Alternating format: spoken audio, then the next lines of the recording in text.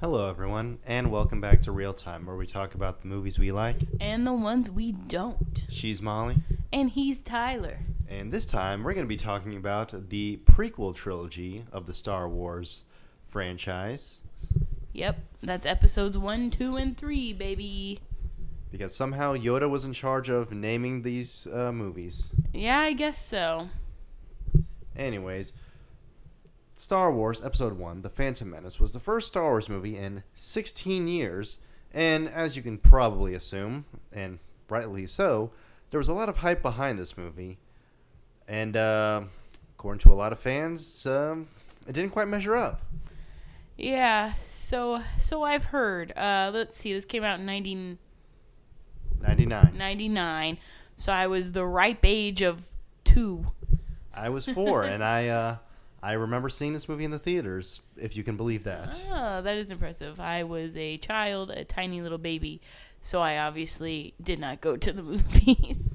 And this movie is actually getting re-released this year for its 25th anniversary. Oh, well, that's interesting. Want to go see it again? Well, why not? We'll see. We'll see. We did just see it, and I honestly, I'm beginning to see why a lot of people were upset about this movie. Yeah, for all the hype it got, it was, It's kind of mid. it could have been a whole lot better, yeah. Could have been a whole lot worse, as we've seen with the sequel trilogy. I believe it. I believe it could have been worse, yes. First things first, I really liked this movie as a kid, but, what do kids know? They're kind of stupid. Sometimes, yes. And over the years, my opinion on this movie has changed. At some points, I think it's one of the most underrated movies ever. Other times, I'm thinking, this ain't great. Right now, kind of a mix of the two. This definitely isn't as bad as some people claim it is, but it definitely could have been better. Yeah, definitely. There's a lot of things I don't like, a lot of things that I'm just like, it could have been a lot better. Yeah, but at the same time, there is some things to enjoy, certainly. Yeah, I'll agree with you. There are some good parts. There are some good characters. So, there are good things. Speaking of characters, let's get into them right now. Okay. Starring in this movie is Liam Neeson as Jedi Master Qui-Gon Jinn. Qui-Gon has become, in more recent years, one of my favorite characters in Star Wars, based on the fact that he was completely right about everything that went wrong. Yeah, pretty much. If Anakin had been able to have him as a master, then I feel like things could have gone a lot better in the franchise. Probably. Because Obi-Wan really wasn't in any sort of place to train him. He was just barely out of his teens himself. So I don't think that he was really the best person to teach Anakin. Yeah, and it did just kind of get dropped on him, whenever Qui-Gon died, so. Speaking of Obi-Wan, Ewan McGregor plays Obi-Wan, and honestly, he's consistently one of the best things in these prequel movies. Yeah, throughout the prequels, I find myself thinking Obi-Wan's my favorite character. So, I like him a lot, obviously. Clearly. Natalie Portman plays Queen Amidala, or Padme, as she's also known. That's her first name, so people would call her that, of course. Yes, people would call her that. She would later be the wife of Anakin Skywalker, and the one who he has Luke and Leia with. Mm-hmm. Yes. Jake Lloyd plays a young Anakin Skywalker in this movie. And I'm going to skip a few to another cast member, just so I can cover this part of the cast right now, here and now. Ahmed Best plays Jar Jar Binks, who is he's really nobody's favorite character in this series. Yeah, I think he's like everybody's least favorite character, mostly. Pretty much. But after this movie was released, both Jake Lloyd and Ahmed Best were, let's be honest, they were on the receiving end of some pretty terrible behavior from some fans. Jake Lloyd in particular was was bullied at school because of his performance in this movie. And it's not a great performance, true, but that's no reason to bully the kid. Yeah, I mean, it's a kid. So he's going to have a kid-level performance. And, yeah, I mean, Star Wars fans can be cruel. Pretty cruel. Yeah. It was because of this movie that he entirely quit acting, because he just did not want to deal with the amount of vitriolic hatred that he got, which was completely unfounded. Yeah, definitely uncalled for. Now, with Amon Best, the bullying he received made him contemplate suicide. Yeah, that's pretty extreme.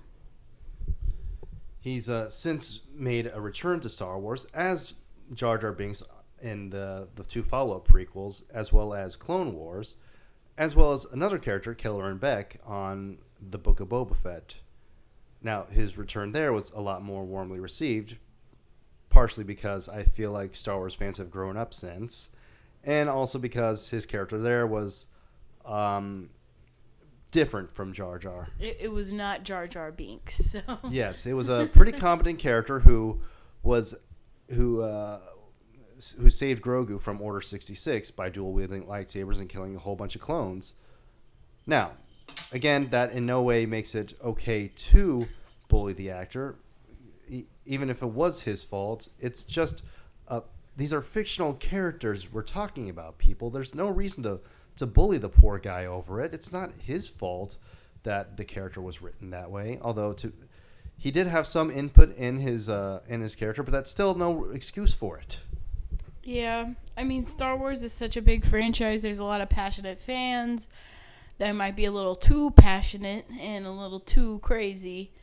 And yeah, it's kind of insane how everything blew up. And this is hardly the last time this would happen, unfortunately. Years later, and we'll get to it when we cover The Last Jedi, but Kelly Marie Tran would also receive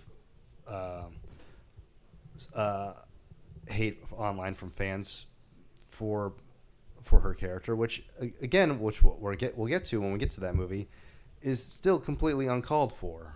No matter what you think of the movie and her character, the actress doesn't deserve that kind of hate at all. Yeah, I mean, it's their job to just act as the character. They didn't come up with this character, and they're just doing what the director says. Usually. Well, I think that about covers that part. Let's get back to the rest of the cast. All right. Ian McDiarmid makes his chronological first appearance as Palpatine, later to be known as Darth Sidious or the Emperor. We don't get a whole lot of really meaty dialogue with him in this movie, but still we get the seeds of what the Emperor would be. Mm-hmm. Yeah. So that's pretty cool. You know, the start of the Emperor. Pernilla August plays Shmi Skywalker, Anakin's mother, who we see he has a pretty good relationship with, and it's enough to where in the next movie where she dies, he is driven to kill not just the men, but the women and the children too, of all those dirty sand people who kidnapped her. Mm-hmm. Yeah. That's next movie.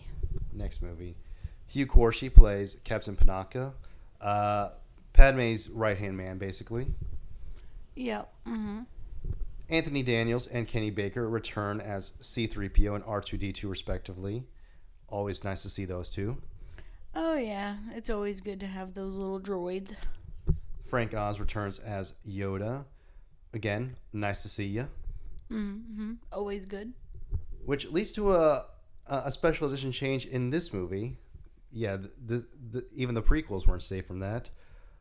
In the original theatrical release and the DVD and VHS home releases of this movie, Yoda was a puppet. And later re-releases, he was switched out for a CGI model. Honestly, I don't care. I'm on the team puppet side. However, I will say this puppet looked rough. Yeah, it looked rough. It was it could have looked a lot better. I don't know why. It just didn't really look like Yoda, really. Which, one thing I'd like to talk about, considering the special edition changes for the original trilogy, which we didn't get to, but because I just forgot.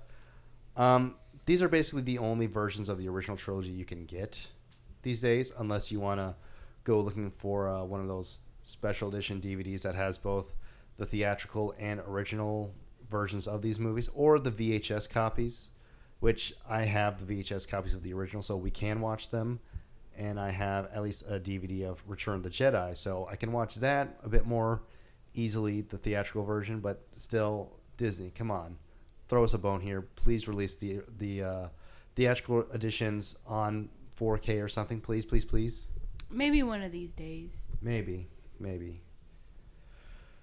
for the 50th anniversary. We can always hope.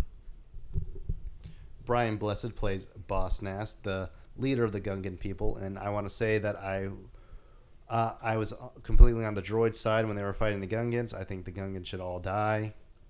They are almost as disgusting as the Ewoks and the Jawas. That's all I have to say about that. Almost as they're way, way, way worse than the Ewoks, and even the Jawas, maybe. All three of them should die. No, not the Ewoks. They are cute and cuddly. Ray Park and Peter Serafinowicz play Darth Maul. Ray Park does the body and all the acrobatics and stunts, and Peter Serafinowicz is the voice.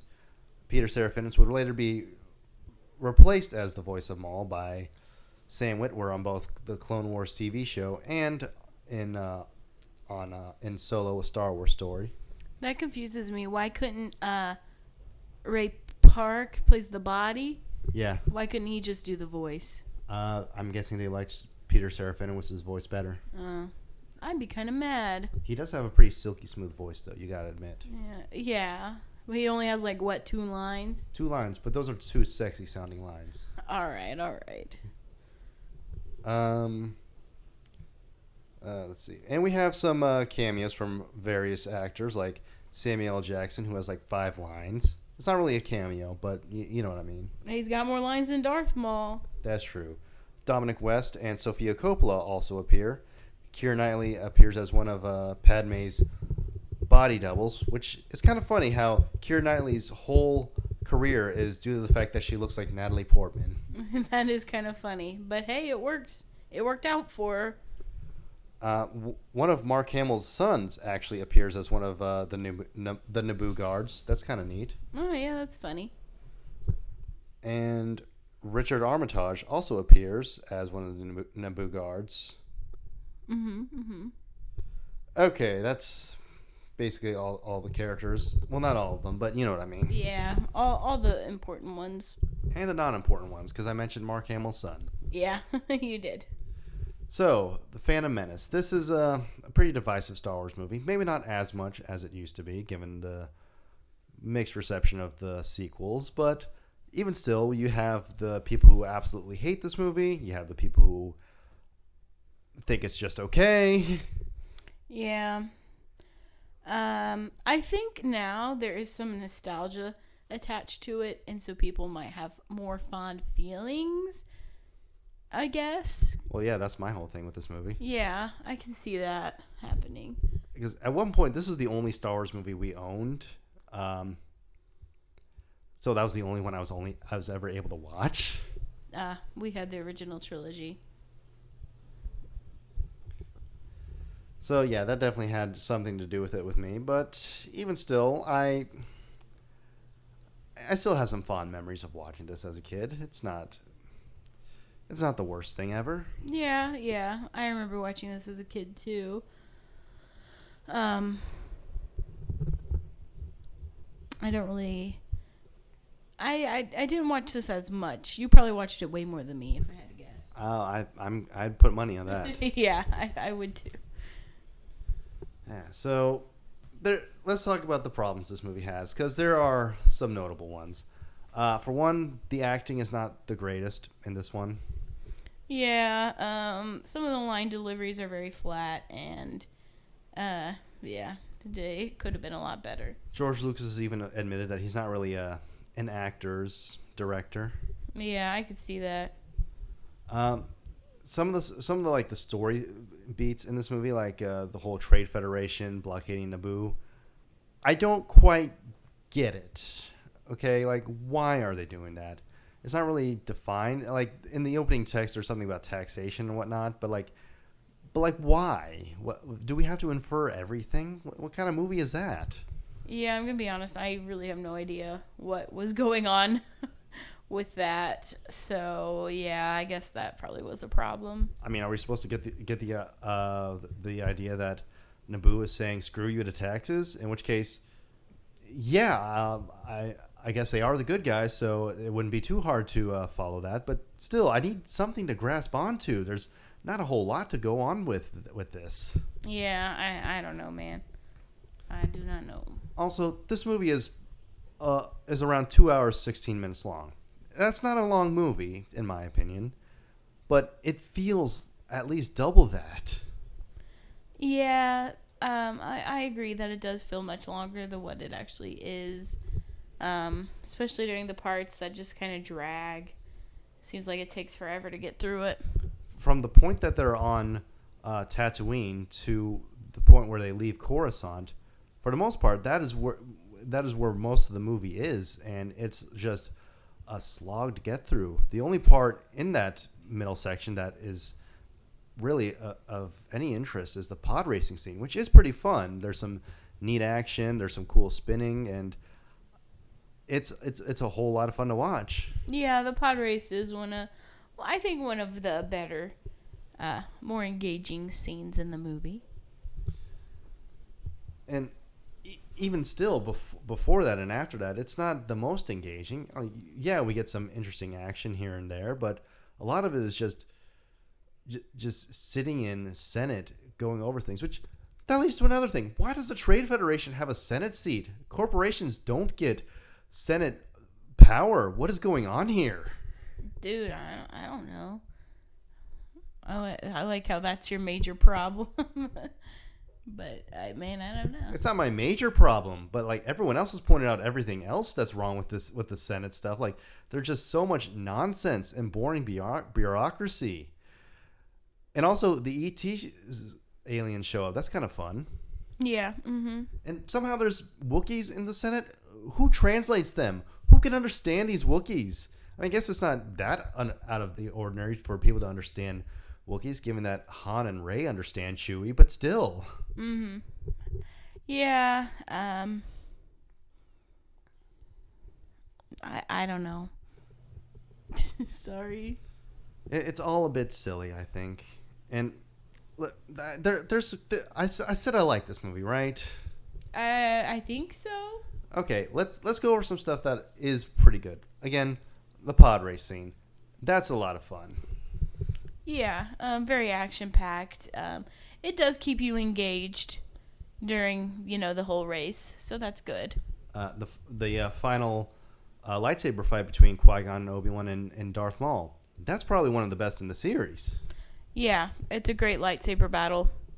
It's definitely helped by the score. John Williams is absolutely writing banger after banger in this. Mm-hmm. Oh yeah, I love his songs. He's great, and if you play an instrument, playing his music is really fun. Also, I noticed that one of the leitmotifs in this movie is what plays at the end of every Lego Star Wars level when you beat a level. So that's neat. Yeah, that is fun. I like the character of Qui-Gon. He's again always right. He was right about everything. The Council can suck a butt. They are all a whole bunch of old, out of touch, idiots who are complacent in their power and their position of political authority. We see that throughout the trilogy and in the Clone Wars TV show, but this is just the start of that because not one of them. This isn't a complaint about the movie itself. This is a complaint about the characters in universe, which is kind of separate. So this isn't anything I have against the movie itself. None of them take Qui-Gon seriously when he says he might have encountered a Sith. Why not? Why not just send a couple guys with him back to Naboo to help out with that stuff? I mean, has Qui-Gon ever really been wrong? I mean, he's a bit of a maverick, sure, but he's a Jedi Master. He knows what to do. He has a good knowledge of the Force. Why not listen to him? Yeah, I don't know why they didn't listen to him, because he has constantly proven that he knows what he's doing and he's a smart guy. So, yeah, I don't know where that came from. Well, Yoda in the prequels was kind of terrible, honestly. He was, he's been in charge of the Jedi Order for centuries at this point, so he's complacent. He's just not. He doesn't want to change. He's fine where he is, and that's a problem when you're living in this world that's constantly changing, and it leads to the Sith taking over and wiping out the Jedi. This is all your fault, Yoda. You old green frog. Yeah, I don't know why they made him so unlikable in this movie. Because I like him in the others. Well, in the original trilogy, presumably, this is after not presumably, it is after he's learned his lesson about what the Jedi Order did wrong, and he basically tries to right his wrongs, more or less. Mm-hmm. Yeah, I guess you're right. You want to know something interesting, actually? What's that? Those two friends of Anakin's, the little kid and the alien who looks like Greedo. Yeah, little baby Greedo. Well, that's not actually Greedo. You racist. Whatever. I could still call him little baby Greedo. No, little baby Greedo actually appears in a deleted scene. He and Anakin are getting into a fight. Oh, I'm sorry. And one of his species says that if he keeps doing stuff like that, then it's not going to end well for him. Kind of on the nose foreshadowing, but it's it's kind of funny. Yeah. Anyways, those two characters we actually see them again later on in a comic. Oh yeah. When Anakin is Vader. Interesting. Yeah, he meets them as Vader later on, and they clearly don't know that it's him. Yeah, obviously. So that's kind of neat. Yes, that is very interesting. Do you have any sort of any sort of complaints about this movie? Like, or am I just saying everything that you think? I mean, you're getting it. You're getting everything. So I don't really have any more to add. So Ewan McGregor and Liam Neeson. Apparently, this was a pretty big deal for them to get this movie. Oh yeah. Whenever Obi-Wan was using a lightsaber, Ewan McGregor was making lightsaber noises with his mouth. Mm-hmm. That's funny. So just in the back of your mind, whenever you're seeing them, duel Darth Maul or whatever, they're both making lightsaber noises with their mouths just because it's so cool to be in Star Wars. Yeah. I mean, you have to. It's kind of just a reaction whenever you wield a lightsaber. You gotta go, wow, wow. I'm bad at the noises, but you get what I'm saying. Yeah. So obviously, Jake Lloyd isn't too fond of this movie. Yeah, I could see that. He has, in an interview, he said he's since mellowed out about it because, obviously it's been over 20 years since, so... Mm-hmm. But it's still a sore spot for him. Yeah, I can see that. That's probably true, yeah. Ahmed Best, well, he liked working on the movie, and he doesn't hate Jar Jar. But he gets why people do. Yeah. I just can't like Jar Jar. Anthony Daniels, Peter Serafinowicz, and Natalie Portman, as well as Terrence Stamp, also... They don't really have nice things to say about this movie. Well, yeah, I could see why. So Peter Serafinowicz in particular, he was kind of upset that only 3 of his lines got in the movie, and he didn't get paid very well for them either. Yeah, I would be upset too. He also wasn't even invited to the movie's premiere and had to pay for his own tickets and travel expenses. And he didn't even think the movie was very good. Dang. Yeah. I mean, I don't blame him. They kind of screwed him over. It sounds like it, yeah. Uh, Phantom Menace apparently almost ruined Natalie Portman's acting career. Yeah, I mean, she definitely bounced back from it, obviously. But, I mean, she won an Oscar later in her life, so... Yeah, she has that. She had a pretty decently sized role in the Marvel Cinematic Universe. She's become one of the more well-respected actors who have come out of the prequel trilogy, which... That's another thing. The prequel trilogy... well, it's led to more of its actors having longer lived careers than the original trilogy did. Yeah, I mean, Ewan McGregor is in a lot of movies. We all know who Liam Neeson is and Natalie Portman. Although, to be fair, Liam Neeson was already a bit of a star before this movie. Yeah, I guess Schindler's List was before, wasn't it? Yeah. Yeah. Samuel L. Jackson, again, he was also a star before this. Yeah, Hayden Christensen didn't really get much traction after these movies, but he's doing okay for himself. Yeah. I think so. Yeah, so apparently originally Mace Windu was supposed to have a blue lightsaber. As we saw in the Phantom Menace video games, he had a blue lightsaber there, and he asked George Lucas if he could have a purple one so he could pick himself out of a crowd. I've heard that before, yep. And on his lightsaber hilt, he has the letters BMF engraved on it too. I can guess what that stands for. Yep, absolutely. Big Mothra fan. Yeah, that's what I was gonna say, yep. He's a very big fan of the Godzilla movies. Yes. Okay, so there's some stuff about what could have been from this movie. Oh, yeah? Like what? Well, for one, let's get down there.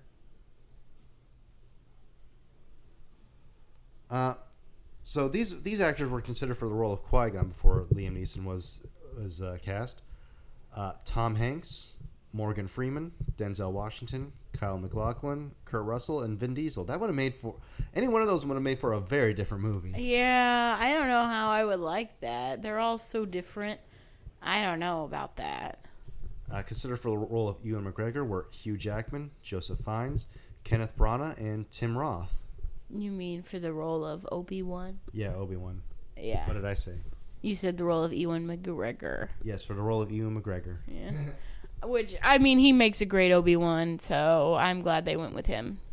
Michael Angenaro, Haley Joel Osment, Cameron Finley, and Justin Burfield were all considered for the role of Anakin before Jake Lloyd was cast.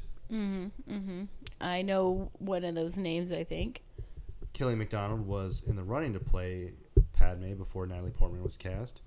And Benicio del Toro was initially cast as Darth Maul, but he dropped out when most of his lines were cut out.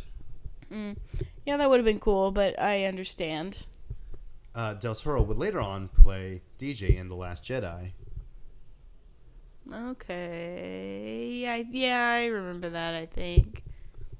Tupac Shakur was interested in being in the movie, and it was rumored that he auditioned for the role of Mace Windu, but given that Tupac was murdered in 1996, that's probably not likely.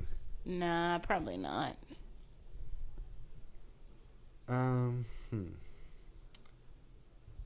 So, according to Jake Lloyd, at one point there was a 6-hour cut of the movie. Dang, that's long. According to Matthew Wood, General Grievous' voice actor in Revenge of the Sith and The Clone Wars, this cut was supposed to be mind-bogglingly good. Oh. Why weren't we given the 6-hour cut? Oh, my cat's jumping on me. Ah. You mean aside from the fact that it was 6 hours? Yeah. Well, this was probably because it wasn't actually a 6-hour movie. Most movies go through some sort of rough cut where it's basically a lot most of the footage that could be in the movie, and then they cut it down to a more reasonable length. Yeah. But apparently they made not a very good cut. Well. Oh well. That's what we were given. Yeah. I don't have very much more to say on The Phantom Menace. I mean, we've been talking for around 30 minutes at this point, so let's wrap this up. Yep, let's do that. In the grand scheme of things, not the worst in the trilogy or even in the series anymore, but yeah, this is not the best either. No, not the best. Definitely not the best. Next, we have Attack of the Clones. So, fun. Let's do it. Let's go. Attack of the Clones. Okay, so just getting straight to the chase. After this most recent rewatch, I think I might like it a little bit more than I remembered. Yeah, I mean, it's okay. Like you were saying earlier, you said that there's stuff to like in this movie. Even if, it's definitely not the best movie, it's not a perfect movie, there are still likable things about it. There's still an entertainment you can find. Yeah, but having said all that, this is still the second worst Star Wars movie of all time, not counting the animated Clone Wars movie. Oh, okay. I haven't seen that one. Anyways, so Attack of the Clones takes place 10 years after the end of Phantom Menace. So some time has passed. Anakin has been trained by Obi-Wan in the art of being a Jedi, and through some other supplemental material, we find out various things about what's happened in that 10-year gap, such as Palpatine taking more of an interest in Anakin's career, as he said at the end of Phantom Menace. And at one point, he takes him out to the into one of the more seedy areas of Coruscant to observe politicians being corrupt and gambling away taxpayers' money. Mm-hmm. Yeah. Speaking of Phantom Menace, one thing we unfortunately neglected to mention was the Weird Al Yankovic song, "The Saga Begins." Oh, yeah. You were really upset we forgot to talk about that. We're talking about it now. Okay. Probably Weird Al's best song, in my opinion. I do like it. It is my favorite. And to write the song, he mostly relied on internet rumors and spoilers and stuff, because he wasn't actually able to get a pre-screening from Lucasfilm. He had to actually buy a ticket in order to get a screening, like the rest of us plebs. Mm-hmm. Yeah. And apparently he was pretty spot on with his lyrics. He only had to change a few things here and there. Mm-hmm. Mm-hmm. But anyways, let's get back to Attack of the Clones. Attack of the Clones stars, once again, Ewan McGregor as Obi-Wan and Natalie Portman as Padme. Yep. I mean, coming back to replay the roles. Yep. Obi-Wan is now a Jedi Knight and Anakin's master. And Padme is now not the queen anymore, but she is a senator, which that's another thing I forgot to mention with the Phantom Menace portion. So on the planet Naboo, they apparently elect their leaders, which, okay, fine, and they are called queens. That's a bit weird. Yeah, because it makes you think it's a monarchy instead of a elected official. Oh, and also, they elected a 14-year-old to be queen. What are her qualifications? What's going on here? Why is she queen at 14? That's a little weird. Yeah, that's the strangest part, because queen in a monarchy, it's like, okay, you could be a 14-year-old queen, sure, but voted in? And also they serve terms, like presidents and stuff? I don't get that. That's weird. I don't know, man. I don't know. I can't tell you. Anyways, Hayden Christensen makes his Star Wars debut as Anakin Skywalker. And, well, I'm going to be straight up. Anakin in this movie is just flat out awful. I do not like his character at all. He's very whiny. He's too awkward. He's really not too likable at all. And to be fair, I feel like some of this is intentional, honestly, given how repressive the Jedi are with emotions and such. It makes sense that Anakin wouldn't really be too familiar with talking to women like he tries to do with Padme.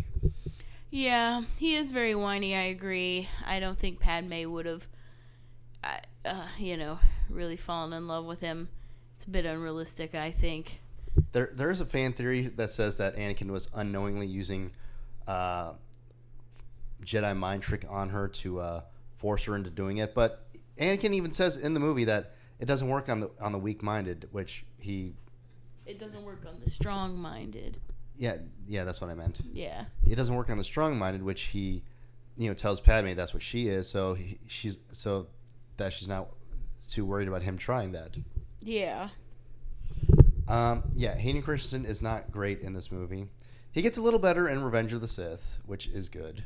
Mm-hmm. Yeah, we'll talk about that later, but I do enjoy a good Revenge of the Sith. As well as having come back to portray Anakin again on the Obi-Wan and Ahsoka TV shows, where he's able to, he's able to work with a more actor-friendly directors in those shows. Yeah, that's true. I mean, we don't know how much we should blame Hayden Christensen for it. I mean, it could definitely been the writing, the direction.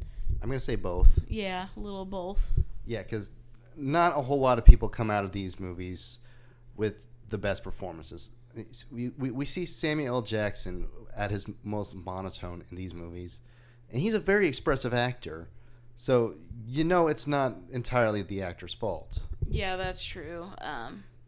If they can make Samuel L. Jackson kind of bland, then... I was about to say bland. Then everyone's going to be bland. Speaking of Samuel L. Jackson, he also comes back to play Mace Windu, and he gets more of a meatier role in this movie. He actually gets to do stuff, and we get to see him with his purple lightsaber. Yeah, he gets some action in battle, and it's pretty cool. He's a pretty cool guy.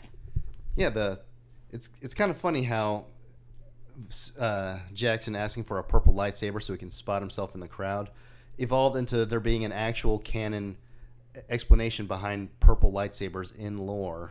Yeah, I think that's kind of funny that it just came from Samuel L. Jackson wanting a certain color.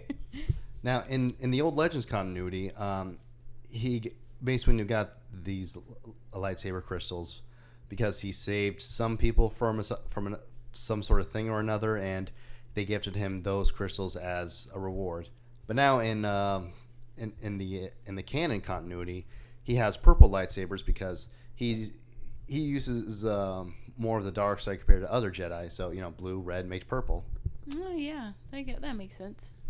Christopher Lee plays Count Dooku, also Darth Tyrannus, but no one ever really uses his Sith name, so it doesn't matter. No, yeah, I just know him as Count Dooku. Frank Oz returns as Yoda, as does Ian McDiarmid as Chancellor Palpatine. Classic characters. Pernilla August returns as Shmi Skywalker from Phantom Menace, and she appears for one scene, then she dies, starting some of Anakin's journey towards the dark side. Yeah, she's definitely not in the movie a lot. Anakin rescues her, sort of you could loosely say rescues, because she does die as soon as she sees him, basically. It's okay. She died happy. Yeah. She got to see her son again, so yeah. Tamara Morrison makes his Star Wars debut as Jango Fett and all of the clones. That's really cool. I like seeing him in Star Wars things. Yeah. Jimmy Smits stars as Senator Bail Organa, the adopted father of Leia, as we see in the next movie. Yeah. Next time we see him, he's about to get blown up by the Death Star in Alderaan. Yeah, so, yay.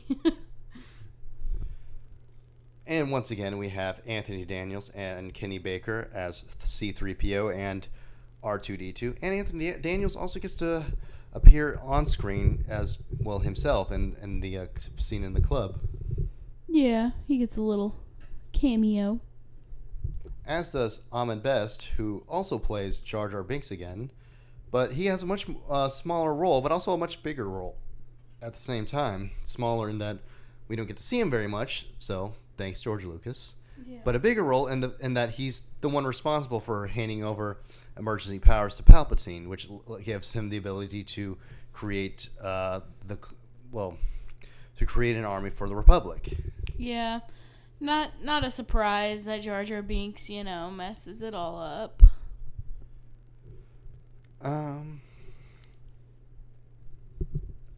Appearing in a call forward to the original movie, we have Owen and Beru Lars, played by Joel Edgerton, in one of his first roles, and Bonnie Piesse. Really interesting to see bigger known stars now and smaller things in the past. For example, we also have Rose Byrne in this movie as one of Padme's assistants. Yeah, pretty cool to see. And Daniel Logan plays a young Boba Fett. He's the clone of Jango Fett in this, sort of a son as well. Daniel Logan would also go on to play Boba Fett in on the Clone Wars TV show. Oh, very interesting. So, yeah, Attack of the Clones. This movie has some serious issues and flaws that really are not really too excusable.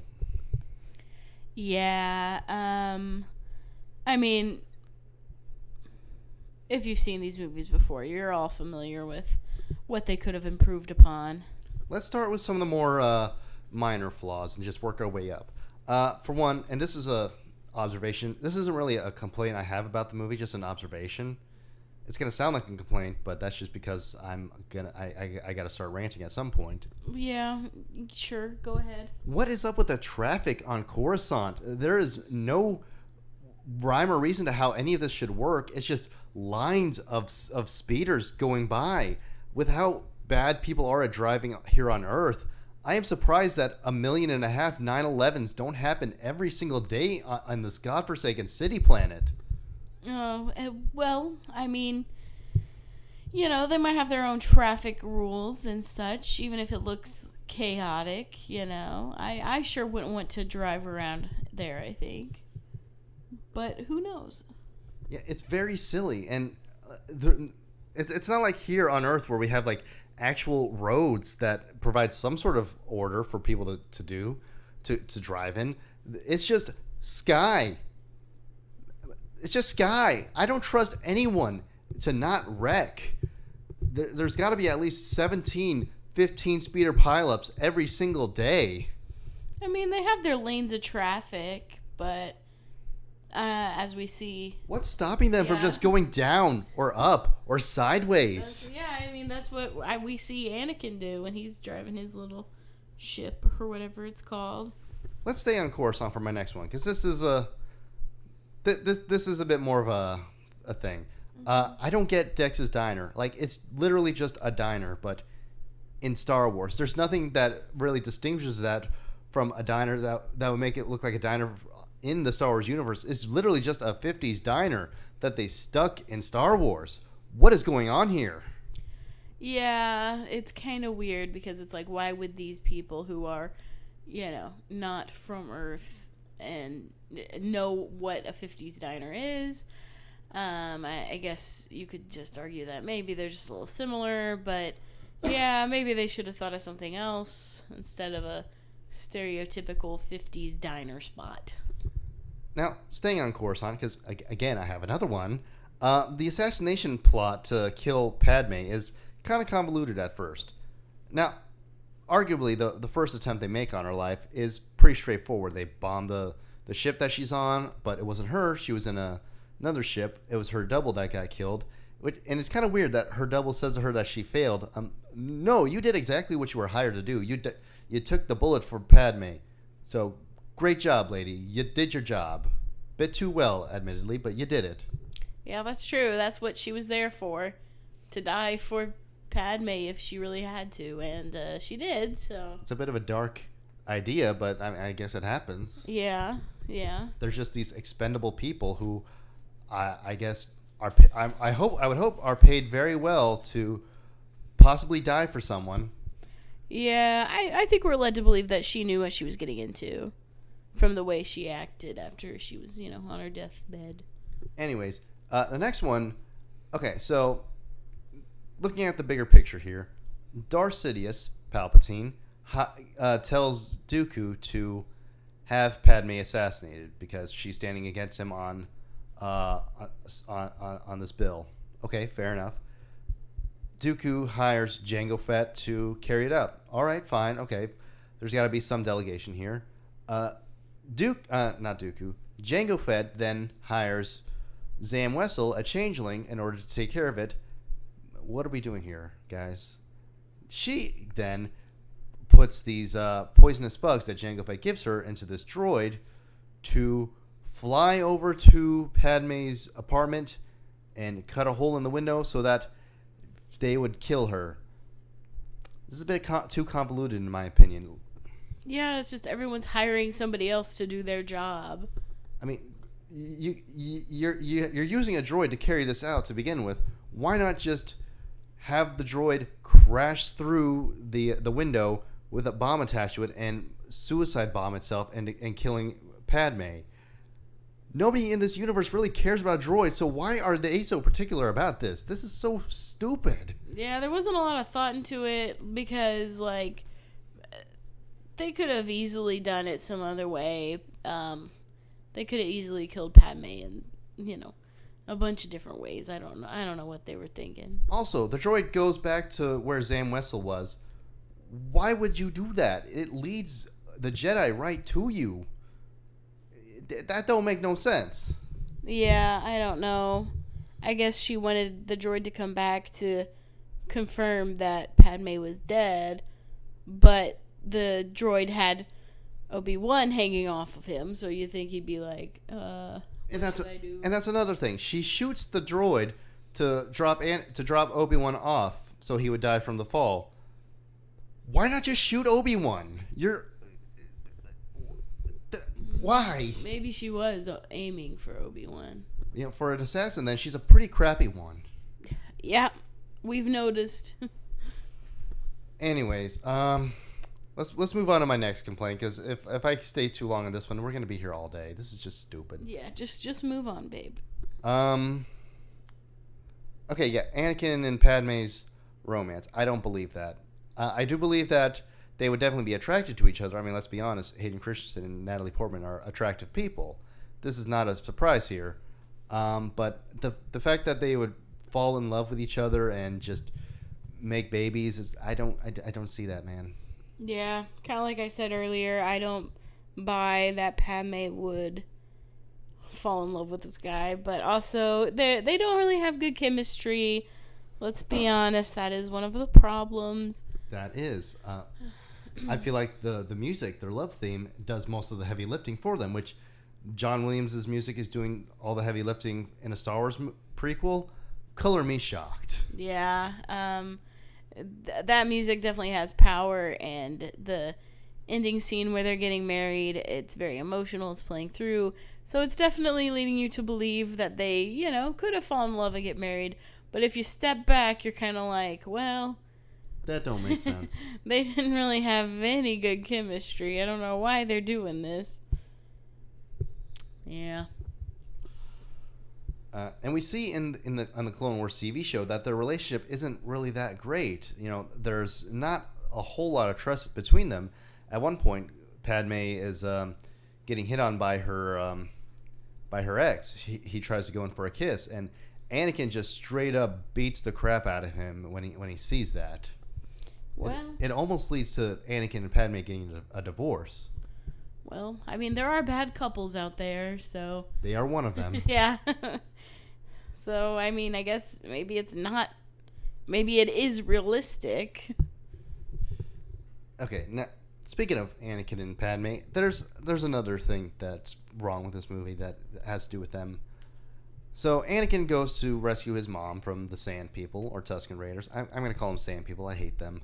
Okay. And he kills all of them, not just the men, but the women and the children too. And from this viewing, I had a bit of a thought about about how he said it, though. What do you mean? Like the way he was talking about it, it seems like he just as soon as he started killing them all, he went into like a blind rage, and he was in a daze the whole time. Like he only just remembered doing it. Yeah. So it's like, taken that way,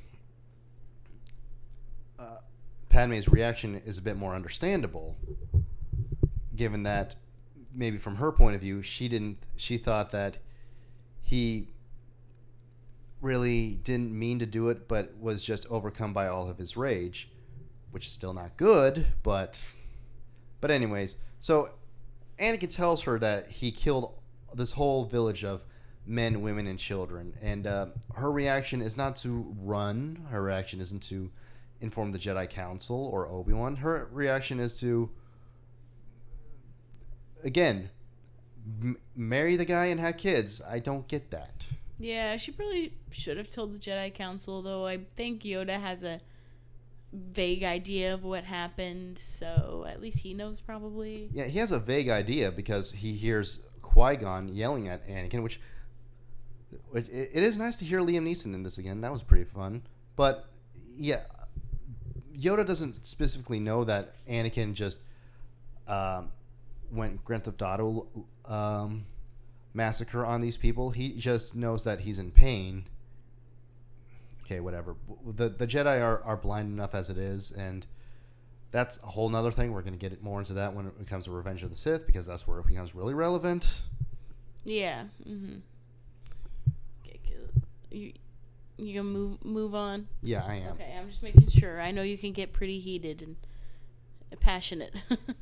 Yeah, that's most of my main complaints about this. Some stupid stuff, some, not very convincing acting, some very poor romance, some bland dialogue and characters and all that. What do I like about this movie? Because there is some. The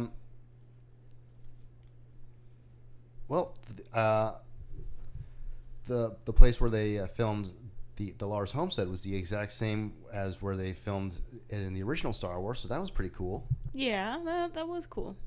The fact that there was a lot less Jar Jar than there could have been. Yeah, I like the not a lot of Jar Jar. That's always good. Christopher Lee, as always, was incredible in this movie. He had a very good talent of being the best part of any movie he was in. Yeah, can't go wrong with Christopher Lee.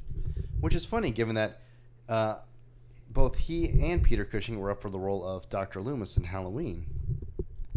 That is funny. I think at one point, Christopher Lee was also up for the role of Tarkin in the original Star Wars. Huh. Interesting. Which he and Cushing were, of course, best friends. So, and also in universe, Dooku and Tarkin knew each other. At several points, Dooku had tried to bring Tarkin over to the Separatist side, but he would always tell Dooku no, which was a test that Palpatine was putting Tarkin through to make sure that he was loyal. Ah, okay. For an evil mastermind, he really is a mastermind. Yeah, that's what evil masterminds do. Obi-Wan has some pretty based lines when he said that politicians can't be trusted. That is true. Mm-hmm. Yeah. I love Obi-Wan. Yeah, Obi-Wan, Ewan McGregor was perfectly cast in these movies, and I am glad that he is still excellent in all of these things. Yeah, I like whenever they're about to be publicly killed by those creatures. And Anakin says, "We were rescuing you." Obi-Wan very sassily says, "Good job." It's perfect. He's just so sassy. Yeah, I really like Obi-Wan a lot. I would have loved to see more scenes with him and Dooku. It's really interesting. Yeah. Although this leads into another problem of mine, which isn't really a problem with this movie itself, but more so the world in Star Wars. Mm-hmm. How was this the first time that Dooku and Obi-Wan ever met? That seems a bit ridiculous. It does seem weird. I'm not really too sure about Dooku's past. Well, Dooku was the master of Qui-Gon, Obi-Wan's master. Oh, so yeah, it is weird that they never met. And, that's okay. like his grandmaster. Yeah, his grandpa. A little bit. So, this is how the lineage goes, okay? Yoda trained Dooku. Uh-huh. We don't know who trained Yoda, but it's not important right now. Yoda just was born with that knowledge. Dooku trained Qui-Gon. Mm-hmm. Qui-Gon trained Obi-Wan. Okay. Obi-Wan trained Anakin. Yes. Anakin trained Ahsoka. Yes. And Ahsoka is currently training Sabine. Uh-huh. That's where it ends for now. Yes. Got it. So yeah, a very long line of mostly pretty maverick Jedi and also Obi-Wan and Yoda. Mm-hmm. Yeah. So yeah, it doesn't really make sense in universe how this is the first time they've ever met. Yeah, that does seem a little weird. Well, it would have been nice to see Dooku appear in the Phantom Menace, but his character wasn't written yet, I guess. Yeah, they didn't know about him yet. Something we neglected to talk about in the Phantom Menace portion, but Lego. Lego. Yeah, this movie in particular had some pretty fun levels in Lego Star Wars, the complete collection, Yeah. complete saga, whatever. Yeah, I loved playing Lego Star Wars. Me and my brother would play it all the time. So yeah, it is kind of fun watching these movies and knowing which levels were the best whenever that scene would come on. Except Gunship Cavalry, that one is crap. Yeah, Both versions. Yeah, I didn't really like any levels where you were piloting ships. Just wasn't as good. And we got 2 bad ship levels in the Attack of the Clones section. Yeah. But the Droid Factory, the Camino level, the one where you're in the Geonosian arena, all those were pretty fun levels. Yeah, the arena. Yeah, I agree. I also like the new worlds we got in this movie. We get a few new places. We get Geonosis and Camino, 2 polar opposites of extremes. One is really dry and sandy, kind of like Tatooine, except a little bit prettier. Yeah, yeah. And then we get a world where it's all ocean and it's always raining all the time. Mm-hmm. Yeah, quite different. Yeah, the prequels were actually pretty good at creating new worlds, which goes to show that's the magic of CGI. Yeah, that comes with more. When you have more technology at your fingertips, you can create more things and you can make your characters go to different worlds. Yeah. Speaking of which, I never really was too upset at the extreme use of CGI in these prequels, for a couple reasons. One, that's just to be expected with these newer movies. I mean, George Lucas was always trying to pioneer new film effects and techniques and such. So why wouldn't he use a lot of CGI in these movies? Yeah, I understand the use of CGI. Compared to the original trilogy and all the practical effects, though, I'm like, practical effects I'm much more of a fan of. Like, they could have at least kept Yoda's puppet. Well, true, but, I mean, it's a new toy. Lucas is going to use it. Yeah, I mean, I understand why he used it, and it's probably much easier. And, yeah, you do have to embrace new technology sometimes. Plus, it did let them create new worlds. And in the original, we just get a couple scenes here and there of different planets, and it's like, oh, the whole world's like this. Yeah, mm-hmm. Also, these movies aren't devoid of practical effects. We get plenty of pretty cool monster makeup and all that stuff. Yeah, that's true. Yeah, I like it when they have it. Okay, an interesting thing I noticed in this movie, when we first see the clones on Camino, the music played during that scene is the same music that was played during when the droids were invading Naboo in Phantom Menace, which is pretty interesting given how they're trying to show the clones as sort of like humanoid droids. They're basically the same thing to these people. Mm-hmm. Yeah, I mean, that's basically, how they're viewed. Plus, it's also nice foreshadowing for their eventual betrayal in Revenge of the Sith. Yeah. Very interesting. Music can do a lot of interesting things for movies. Yeah, like the music in this movie is pretty top notch. It's some of the best in the entire franchise. Oh yeah.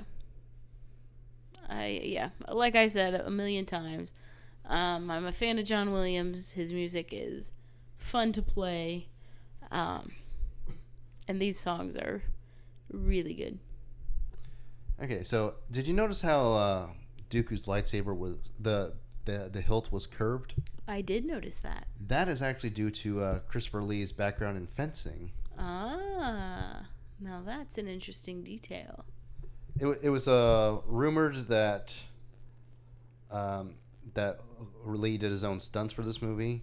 No, the man was 79 at the time. He's not doing any sort of stunts like that. Yeah, I could tell. It seems like, they're trying not to have it too close to his face whenever, they're fighting.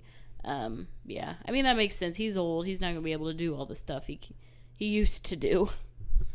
Okay, so during a 2021 concert that John Williams conducted that aired on PBS, he introduced the Anakin and Padme love song, Across the Stars, by telling the audience that he doesn't remember which of the 9 Star Wars movies it came from. Although, to be fair, at that point, it was probably like 20 years since he did this, and it's for Attack of the Clones, of all things. Yeah. But for a score that he doesn't really remember too much, I would say it's one of his best in this franchise. Yeah, it's a good one. And it does come back a lot in the Revenge of the Sith movie. Yes, it does. So, compared to Phantom Menace, there is far less reports of people on set being upset by this movie, which is good.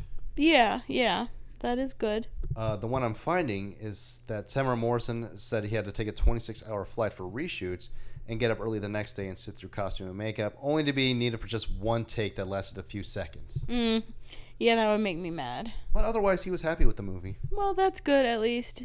I understand his complaint, though. I'd be mad, too.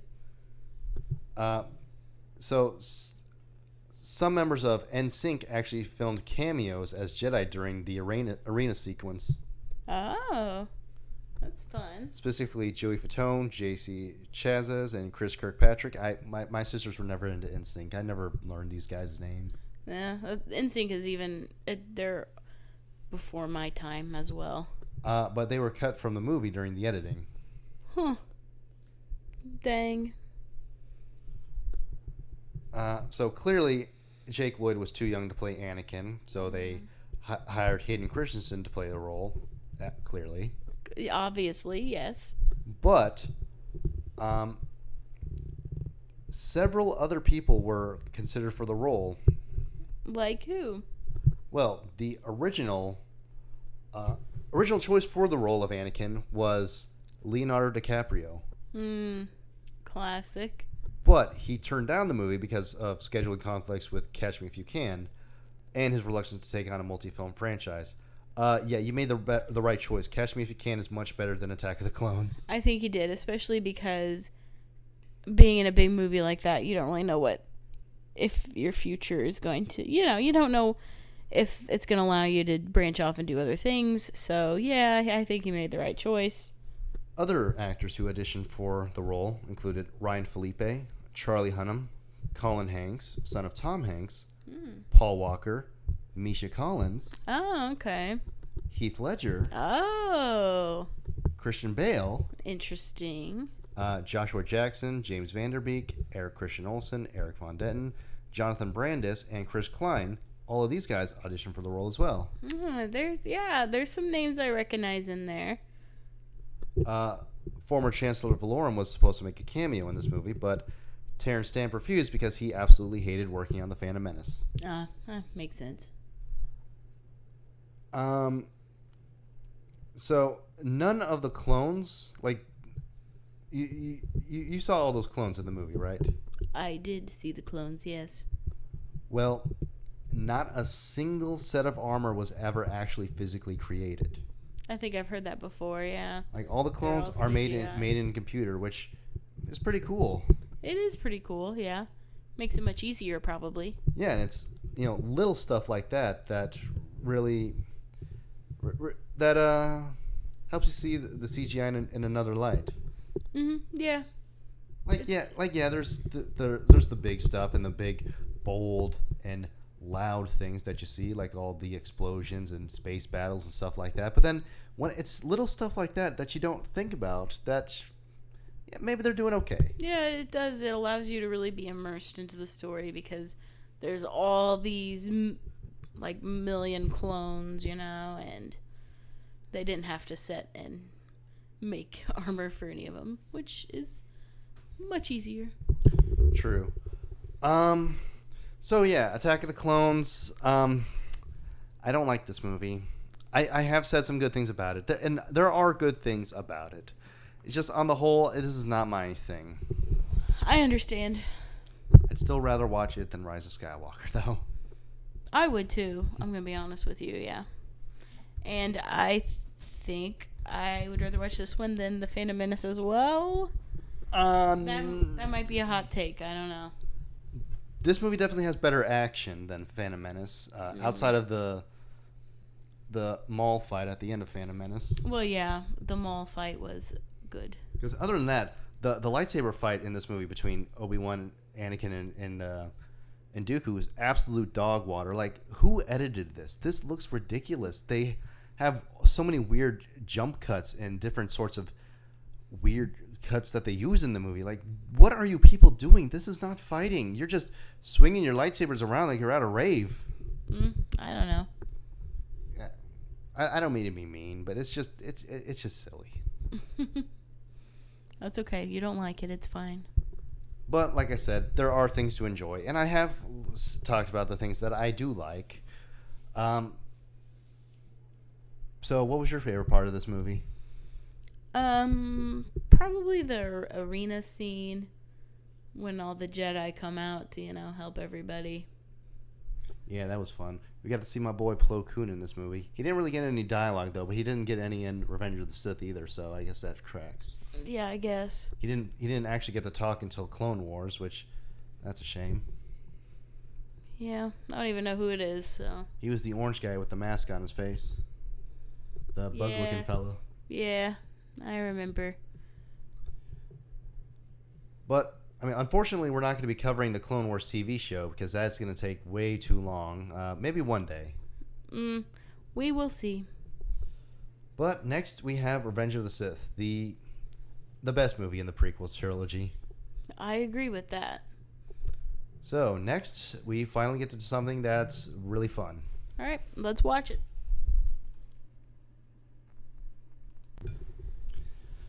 All right, so Revenge of the Sith is what most people consider to be the best in the prequel trilogy, and that includes us. Yes, we both agree that it is the best of the prequels. Yeah, I think it's pretty clear why it's the best. It's good. I like it. Yeah, we get a much darker story that's more in tone with the original trilogy. We get much better character moments and writing to an extent. We get so much more better moments, not just with characters, but with story too. Also, this movie feels shorter than the others. And let's just see how long this...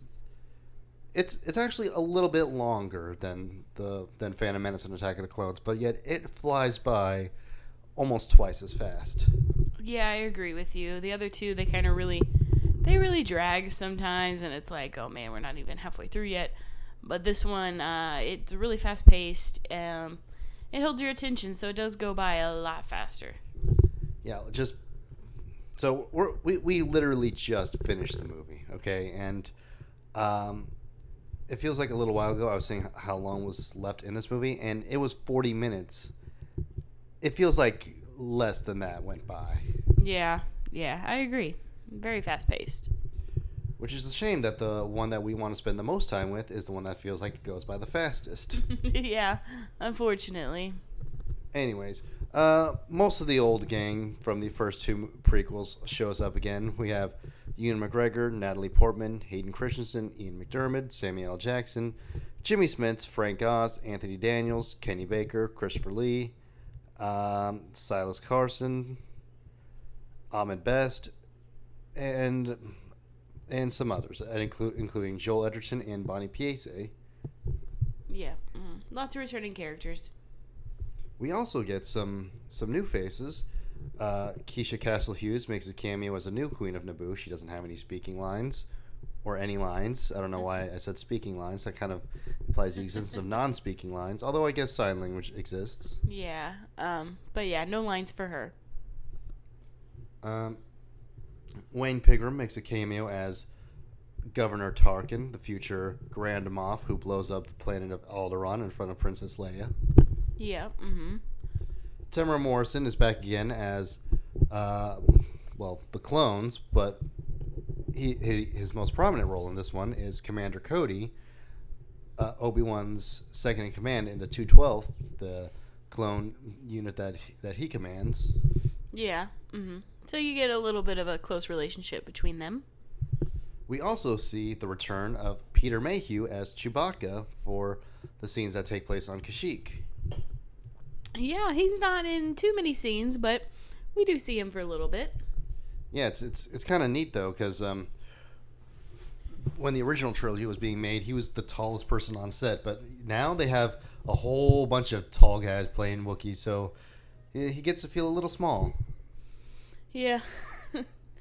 How tall is he? Do you know? Well, let me check that real quick. I know he was pretty tall. I want to say somewhere between 6 and 7 feet tall. But he was 7'3". Dang, that is a tall man. That is very tall. Yes, he was.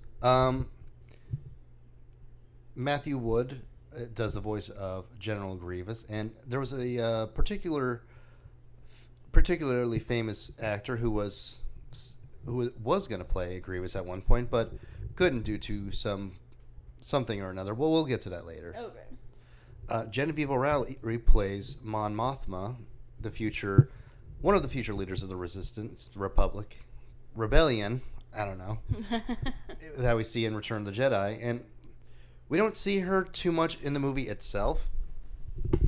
Most, if not all, of her scenes were deleted, but years later, she was asked to come back to play Mon Mothma again when they were making Rogue One. Yeah. Very, very interesting. Yeah, I don't remember seeing her in this movie, so. She would later play Mon Mothma again on Andor. I think she also played her on Star Wars Rebels, and she definitely played her again on Ahsoka. So she's getting that bag from that was deleted scene she had. Yeah, that's good.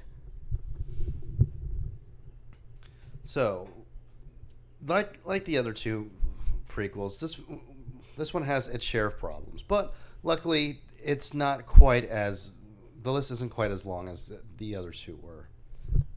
Yeah, definitely shorter, I'd say. Unfortunately, the acting is still not the best all around. Hayden Christensen isn't given the best dialogue to say, but then again, neither are guys like Samuel L. Jackson or Ewan McGregor sometimes. Yeah, it's unfortunate, but yeah, it does happen in this movie. However, Christensen does get his moments to shine when he's not speaking any lines at all. When he's just given a scene to just give a cold, evil stare or to look menacing, he pulls it off very well. Yeah, I agree. He's got that menacing look down, which really helps make up for maybe like the dialogue. So that's good. I'm glad that's in there. Speaking of Christensen, we're going to stay in this area for a little bit longer.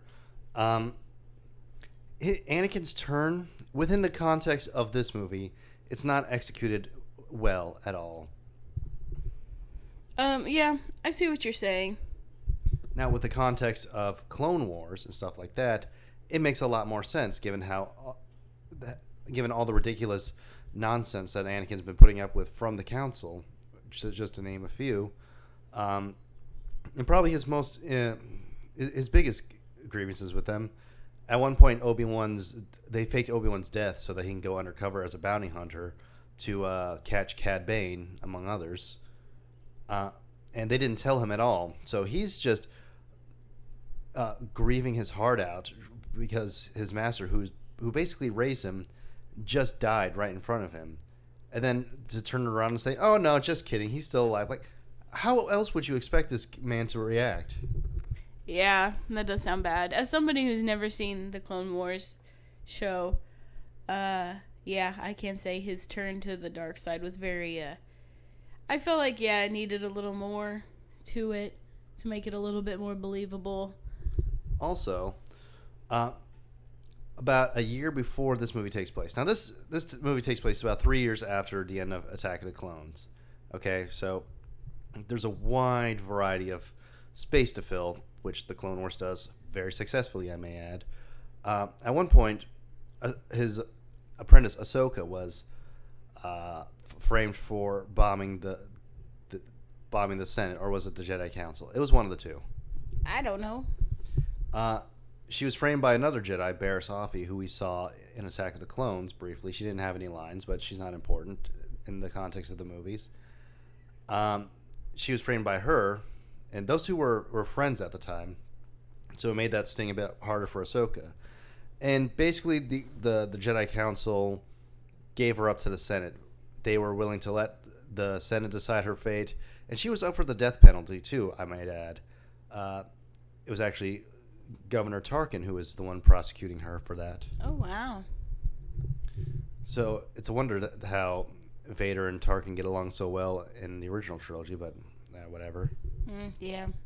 Anyways, the council basically stood aside and let them do that, which after she was found, innocent, they were willing to let her back in and be like, "Oh, yeah, we were just testing you," and all that sort of nonsense. Ahsoka, of course, didn't like that, so she just decided to leave the Jedi Order, which Anakin blames on the council. Yeah, I could see that. With the context of both of those events, it makes a lot more sense why Anakin would leave the Jedi Order. Yeah, having that, it does help. Now, with just the context here, we have the council ask him to spy on the Chancellor just to make sure he's not doing anything nefarious or whatnot. Yeah. Yeah, like I said, I think it does need a little bit more to make his turn more believable instead of just him being a little dramatic, I guess. Yeah, he was put on the council but not given the rank of master, which Anakin did need the rank of master in order to get into the restricted Jedi archive, so he can find any sort of Jedi secret about possibly saving Padme, because she just told him that she is pregnant with child. At the time, they just thought child, not two. Mm-hmm. And he's started having bad dreams about her dying in childbirth, which later on we find out that Palpatine was the one responsible for sending him his way. Yeah. So, yeah. Also, and later on, Palpatine tells him about the story of this Sith master, the tale of Darth Plagueis the Wise, who was able to use the dark side to stop his loved ones from dying, stuff like that. Mm-hmm. And to an extent, actually, when you think about it, Anakin's turn does make a bit more sense when you take all of this into consideration too. I know I'm kind of contradicting what I just said, but bear with me, please. Yeah, you are, but okay. After Anakin kills Dooku on Grievous' ship, the Invisible Hand, in the beginning of the movie, Palpatine says that he was too dangerous to be left alive. Okay? At this point, Anakin had disarmed him, literally, and then chopped his head off after he was on his knees. Which, that's another thing. Why didn't Dooku just say something like, "Hey, that's my Sith Master over there"? Why didn't he do that? He just stood there with his mouth open like a fish gaping for air. It's kind of ridiculous. Yeah, he definitely had a chance to say something, especially if it's like, all right, my master just told this guy to kill me. I'm going to definitely out him. I would do that. Anyways, okay, so Anakin says that he shouldn't have done that because it's not the Jedi way. Then Palpatine says that he was too dangerous to be left alive. Or I may have those things, the order of that switch. It doesn't matter. No.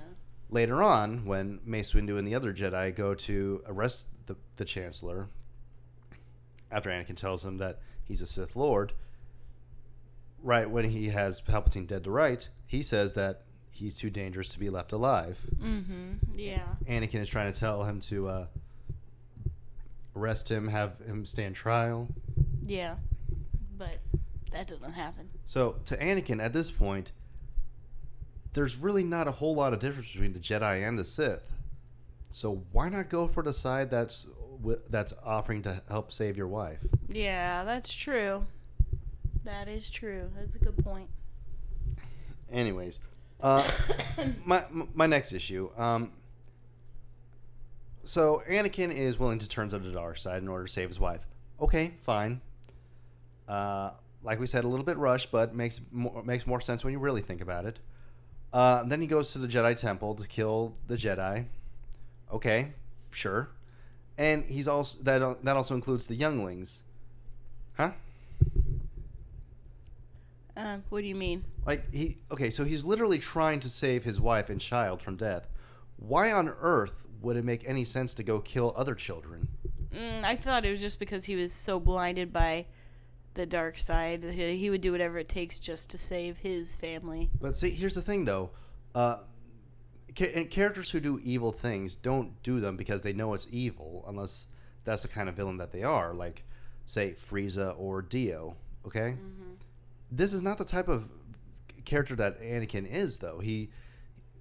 We see him do morally dubious things. He knows they're bad, yes, but at the same time, he knows that he shouldn't do them. Yeah.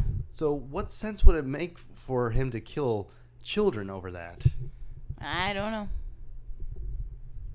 I don't get it. But whatever. It's never really bothered me. I just always assumed he was too far gone. He's bad now. Okay. But see, the thing is, he wasn't really too far gone at that up until he killed the younglings. Mm-hmm. I mean, yes, he helped with killing Mace Windu, but to be fair, you could spin that into Anakin trying to keep him from killing an unarmed prisoner. It would be a little hypocritical of Anakin to do that, but when has that stopped him before? Yeah, that's true. You know, that death was an accident, and it was mostly Sidious's part, so, you know, in time, I feel like he could be forgiven of that. Yeah, it was an accident on his part, not so much an accident on the Chancellor's part. Yeah, that's what I just said. Well, okay. Now, when he starts killing younglings, sorry, you're gonna have a hard time coming back from that. I mean, eventually he does, well, as we see in Return of the Jedi, but still. Yeah, still, that's hard to come back from. And what did you think that Padme would how she would react? Do you think she would love you for that? Although to be fair, when he told her that he killed all those sand people, she was kind of okay with it. So, you know, maybe he thought maybe she'll be okay with this one. Yeah, I don't know what he was thinking, because definitely when Padme finds out, she is not going to be happy about that. Anakin's kind of a dumbass. Mm-hmm. I've noticed. Okay. Now, there is supplemental material like Clone Wars, various books, and stuff that flesh out the basically what's going on in this movie. I'm of different minds about this. I mean, on the one hand, yes, it's okay to explain things a bit more, but when you have to actually know about the supplemental material in order for this movie to make more sense, I don't care for that. Yeah. Mm-hmm. Because I definitely don't have any supplemental material in me. I just got the movies. Now, on the one hand, you definitely should watch Clone Wars because it's an amazing show. But the fact that you really, really need to watch it to completely understand everything, not everyone has the time for that. Mm-hmm. Yeah. Yeah, I understand that. Okay, so there's been some deleted scenes from this movie. For one, the opening where they're going to rescue the Chancellor, that originally took around 40 minutes long. Oh, dang. There was all sorts of different scenes and stuff. At one point, there was another Jedi who was supposed to have been protecting the Chancellor at the time when he got kidnapped, who was going to be killed by a Grievous on the ship. This would have led to a chase in the fuel tanks with some of the droids, them getting blown up. It would have been a whole mess, is what I'm saying. Yeah, it sounds like it's pretty complicated, yeah. At one point, there was a deleted scene at the end where Yoda, we see him landing in Dagobah after we see the endings for other characters like Luke, Leia, Anakin, Padme, and Obi-Wan. Mm-hmm. I think I've seen that one before. Yeah, it's an interesting scene, but I agree that it sort of breaks up the pacing. Yeah, and it's something we don't really need to see, so we know he ended up there. It's okay. Also, there's a couple other scenes involving Anakin's lightsaber that are... Okay, so some of those other scenes that I talked about, they are mostly on the deleted scenes on the Blu-ray and all that. These next scenes I'm going to talk about, the only bits of them that we have are split-second shots in the actual movie. We haven't seen anything else from them, so just bear with me, okay? Mm-hmm. Okay. At one point during the fight between Mace Windu and Palpatine, we see Palpatine holding Anakin's lightsaber, but it's red. At one point, Palpatine used the Force to grab Anakin's lightsaber from him to continue fighting Windu. Now they chop that up as we saw. I mean, the fight between Windu and Palpatine was already kind of messy, but whatever. And they colored the blade of that lightsaber red to make it look like it was still Palpatine's. Yeah, and if you're a normal person, you would not have noticed that. I'm sorry, I'm making fun of you. I'm sorry. Yeah. But anyways, Tyler noticed it. Well, no, I didn't notice it. The only reason I know about it is because I follow a lot of Lost Media YouTubers. Okay. Keep going. The second one is taking place during Anakin and Obi-Wan's fight on Mustafar. At one point, we see... so Anakin is trying to use Obi-Wan's lightsaber to chop his own head off, right? Sure. He's taking control of his hand, trying to move the lightsaber in Obi-Wan's hand towards his neck. Mm-hmm. At one point, Obi-Wan is holding his lightsaber. Then he's holding Anakin's. Then he's holding his. Then he's holding Anakin's. Then it's back to his lightsaber. Yeah, that seems weird. Well, at one point during the scene, they were supposed to, at some point, knock each other's lightsabers out of their hands and then grab each other's lightsaber. Okay. And then they just said, nah, we're not going to do that. Cut that out, I guess. Well, the movie's 2 hours and 20 minutes as it is, so they were probably pressed for time. Yeah. Okay. Yeah, that's interesting. And like I said, there was deleted scenes with Mon Mothma and Padme where they were questioning Palpatine's decisions and all that, and it shows them creating the rebellion of sorts. Interesting. Yeah, very, very, very, very interesting stuff that we didn't get to see. Mm-hmm. It sounds like it. Sounds like, yeah. Which, I mean, you got to make choices and you got to cut out some stuff. Okay, so some fans have criticized Padme's death for it having been kind of weird, as in like she lost the will to live, she died of a broken heart, all that stuff. You can't actually die from a broken heart, though. That's an actual thing. Yeah. It usually happens with older people. But I guess, I mean, it makes sense. She just gave birth, so maybe her body's very vulnerable and can fall for a heartbreak death. Yeah, her husband just killed multiple children and other people and effectively helped to overthrow the republic that she was trying to fight for, which that leads to another problem I have with this movie, actually. No, I'm sorry. I'm just tired. I'm not critiquing you. Okay. Anyways, so this republic has stood for around 1,000 years, they say, right? Sure. And they're just all of a sudden okay with Palpatine turning it into an empire just like that. Yeah. That is weird. That the entire room was like, yay, hooray. I mean, granted, he does have the sympathy factor of having just been attacked by the Jedi, but still, it shouldn't be like an instant thing. Yeah, I agree with you. That one was a little weird. I don't think that would have been that would not have happened. I don't think in real life, but a lot of stuff wouldn't have happened in real life. So, Anyways, I've talked about my problems with this movie, but let's talk about the good stuff because it does outweigh the bad. Even though I did talk for a while about the bad, I had to explain it all. yeah, believe him. There's good stuff. And there was some good stuff in that bad, like I mentioned. Yeah, you did. For one, and this has been a constant throughout the whole prequel trilogy, John Williams' music. My God, this man is an absolute wizard when it comes to making music. Yeah, I've said it once and I've said it again.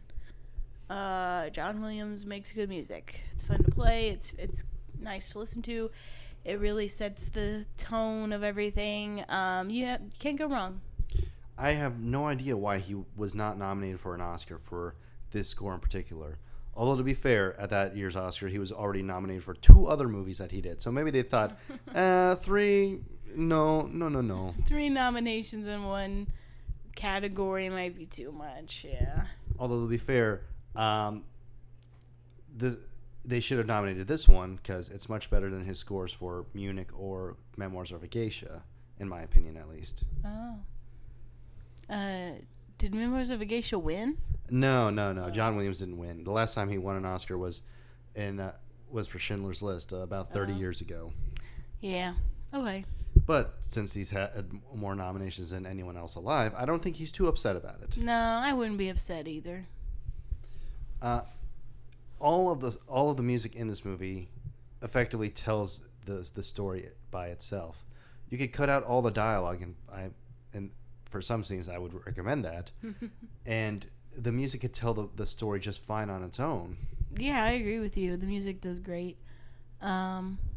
It really captures what's going on. It fits the tone. It fits the scene. It's just really, really good use of music. We get action music. We get dreamy music. We get mysterious music. We get scary music. We get fun music. We get epic music. We get sad music. We get all sorts of music. Yeah, for any emotion. Yep. We don't have any funny music, but this isn't a very funny movie, so that's okay. No, yeah, that's okay. Speaking of funny, this movie in particular of all the prequels has been the most memed. Let's be honest. Yep. There's a lot of memes that have came from this movie. This is where the fun begins. Yeah. There's a lot. I'm not gonna be able to think of them right now because I'm just really tired. But there's a lot. Well, hello there.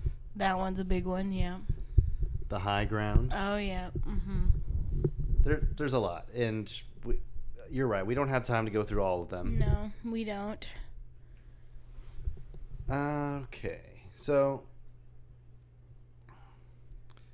of all the movies of all the prequel movies, Natalie Portman considers this her favorite of the ones she was in. Yeah, I can see that. Which I feel like she had a lot more to do in those first 2 movies. I agree. Her part in this one isn't as big, but it is. I think it's the better movie of the 3. But that's true. But yeah. all Padme does in this movie is be pregnant, be sad, and then wear pretty dresses. And then die. That too. Yeah. Another deleted scene. Liam Neeson he recorded a cameo as Qui-Gon. Oh yeah. Yeah, like when we see Yoda on Polis Massa, that asteroid base, we see him meditating. The Qui-Gon scene was supposed to take place right before that, where he basically explains to Yoda that, how he can come back as a Force ghost and all that. That's pretty cool. Neeson, of course, would come back to do Qui-Gon and a number of projects, Clone Wars. What was it? Obi-Wan, Tales of the Jedi. So he's not opposed to it. Yeah. I've seen him come back. Yeah, a little bit. So apparently on set, before Hayden Christensen was supposed to kill all the younglings, he shouted "boo" at them to scare them. Yeah, you can get them scared of him. Yeah. Years later, he would apologize to them for that. Well, that's good. Why though? Yeah, he was just getting them ready. So that was actually Hayden Christensen in the Vader suit in this movie. Okay, yeah, that thought came to my mind. I was like, what if he's in it, or if it's somebody else? George Lucas intentionally put extra weight into it so that Christensen would stumble because Vader wouldn't be used to the suit or its weight yet. Yeah, that's true. He was also too short to fit in the classic costume. David Prowse was a good 5 inches taller than Christensen, so they had to build a new one that would bump him up to a more appropriate height. And even then, he still wasn't looking outside of... He wasn't looking through the eyepieces. He was looking through the mouth grill. Okay. Interesting. Let's see. What else do you have for me? Well, for their big climactic duel, Ewan McGregor and Hayden Christensen did the duel themselves. They trained for 2 months in fencing, and the speed that they were fighting at was not altered at all. That's how fast they were going. That's pretty cool. They were really good. Okay. Stall for a bit, please. I'm trying not to fall asleep. I've been so tired lately. But yeah, their sword fight between Anakin and Obi-Wan was really cool. I think it's probably the best lightsaber fight in Star Wars, if I had to stifle a guess. Yeah, I would agree with you. It's definitely up there. It has all the great action. It has the constant cutting forth between that fight and the one with Yoda and the Emperor, which is a pretty fun one on its own, and has some of the best music in all of Star Wars. Battle of the Heroes, Anakin versus Obi-Wan, and we even get a little bit of Duel of the Fates put in there too. That's always nice. Yeah, really good music. Yeah, lots of good action in this movie. So, Anakin and Obi-Wan had different hairstyles than they did in Attack of the Clones, and you want to know why that was? Why? They wanted different hair. That makes sense. Yeah, gotta change it up. Ewan McGregor didn't like his Jedi mullet that he got, and he also wanted to have his hair cut to more effectively resemble Alec Guinness in A New Hope. That makes sense. The last scene of the movie was actually shot during Attack of the Clones, so he had to have his hood up to disguise the fact that he still had his Attack of the Clones Jedi mullet. Okay. Anakin was at one point given a ponytail for his look, but Hayden Christensen wasn't a fan. I wouldn't like that either. I don't like the Jedi ponytail and braid thing. He looks like a douchebag college student. Yeah, the just regular hair, long hair is fine. So what they did was they took the existing wig and undid the ponytail and ruffled up a bit so he would look a bit more rugged. I see that, yeah. McGregor, of course, gave him a little teasing because now he has his own Jedi mullet. But Lucas was fine with it because he thought that having the actors more comfortable helps them give more effective performances, more or less. Yeah, I would think so. All of George Lucas's adopted children appear in the movie. Oh, that's pretty cool. How many children are there? All of them. Well, yeah, I was looking for a number. That would be 3. Okay. At one point, well, this is going back to Attack of the Clones, one of the women checking Anakin out in the club was actually one of his daughters. Nice. So James Earl Jones, of course, returned to voice Vader in this movie. Yeah, it doesn't have too many lines in this movie. No, but it's always nice to hear him back. That's true. It's always nice.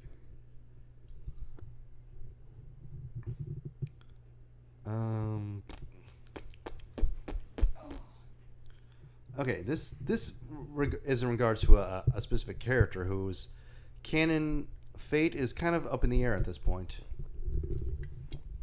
Okay. So the Jedi who was supposed to be killed on the invisible hand by Grievous was this character named Shaak Ti. So they cut that scene, of course, and then later on, she was supposed to be killed by Anakin when he and the clones are attacking the temple. He was supposed to come into her room, impale her, then walk out. That got deleted too. And also in the video game The Force Unleashed, she was supposed to be attacked by Vader's apprentice Starkiller and killed on that planet. But that game's not canon anymore. So how she's supposed to die at this point, I don't know. Nobody does. Maybe she just survived, I guess. Who knows? It don't matter, I guess. No, it don't matter to me. George Lucas also had an uncredited role in the movie. He appeared in the opera house scene as some guy. Oh, some guy. Let's get into the opera house scene because this is... I'm just going to say it. This is my favorite scene in the whole movie. And probably the whole prequel trilogy in general. Why is it? Well, we get some actually pretty good acting from Hayden Christensen for one. This is one of the few scenes he has where he has dialogue and does sound natural. Mm-hmm. Yeah, I can agree with that. We get to see Palpatine's subtle manipulations of Anakin.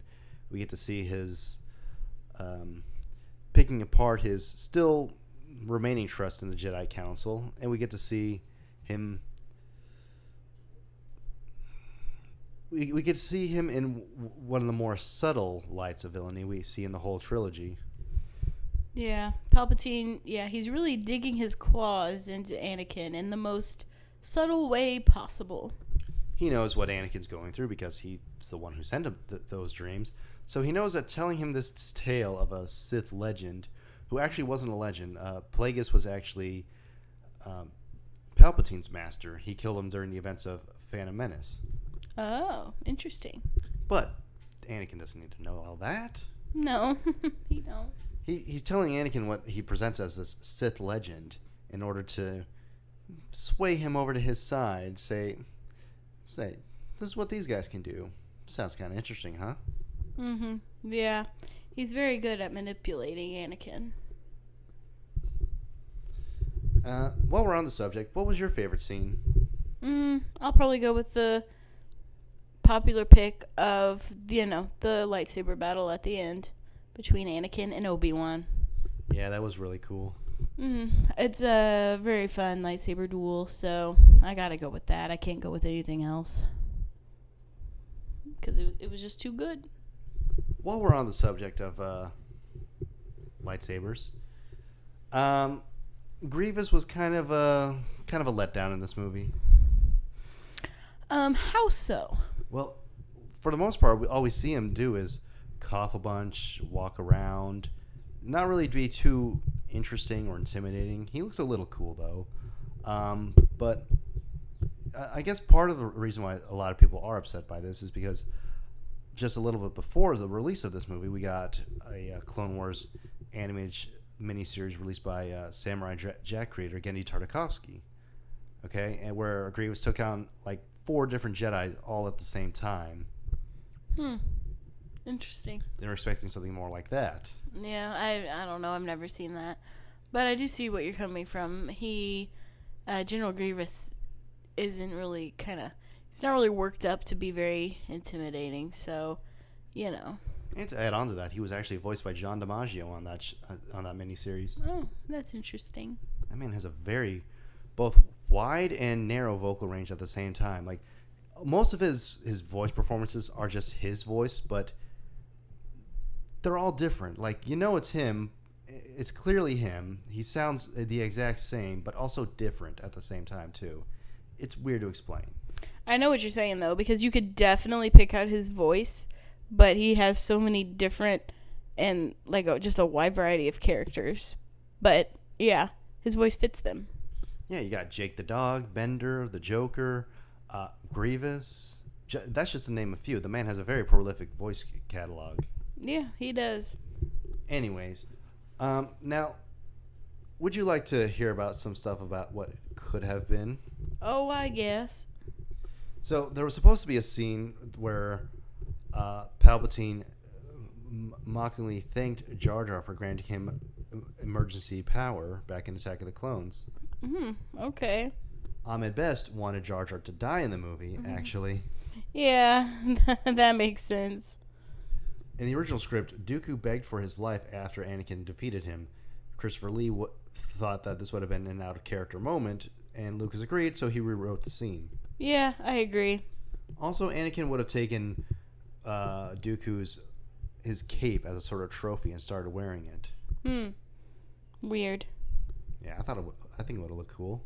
May have been cool. I don't know. It might have been out of character for Anakin, though, to kill somebody who is begging for their life instead of just sitting there. Eh. I don't know. I mean, it don't matter. Yeah, he turned bad either way, so. Other concept art for Anakin had him with a mohawk and tattoos because George Lucas rejected it because he thought it was a bit too much. Yeah, that might be too much. Too cliche rebellious, I guess.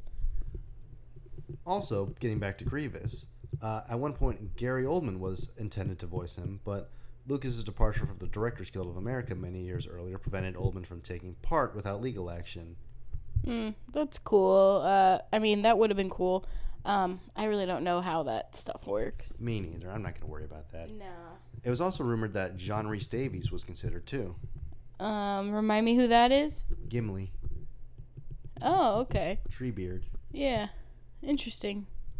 Indy's friend Sala in the Indiana Jones movies. Yeah. That could have worked.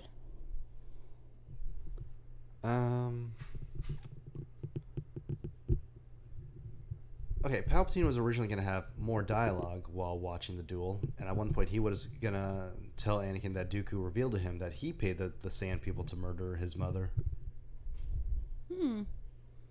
Interesting. At one point, Lucas considered having Han Solo appear as a young boy being raised by Chewie. Yeah, that could have been fun. It would have made a plot hole, though, considering that Han would have been on Kashyyyk with Chewie while all this Jedi stuff going on, with all that happening, and him not really believing in the Force. That wouldn't make any sense. Yeah, I get what you're saying. It's probably for the best it wasn't in there, but it could have been fun. Although it's still kind of weird in general, though, considering he was a kid while the Jedi were still around. So why would he not know about them? But it's not. It's plausible enough. Yeah, it doesn't really bother me. I think I prefer what they did with how they had Chewie and Han meet when they did Solo. Yeah, I think so. Yeah. Do you have anything more to say on Lego Star Wars? Not Lego Star Wars. Actually, do you have anything more to say on Lego Star Wars, considering when in regards to Revenge of the Sith levels? Actually, yeah, I guess I could say this.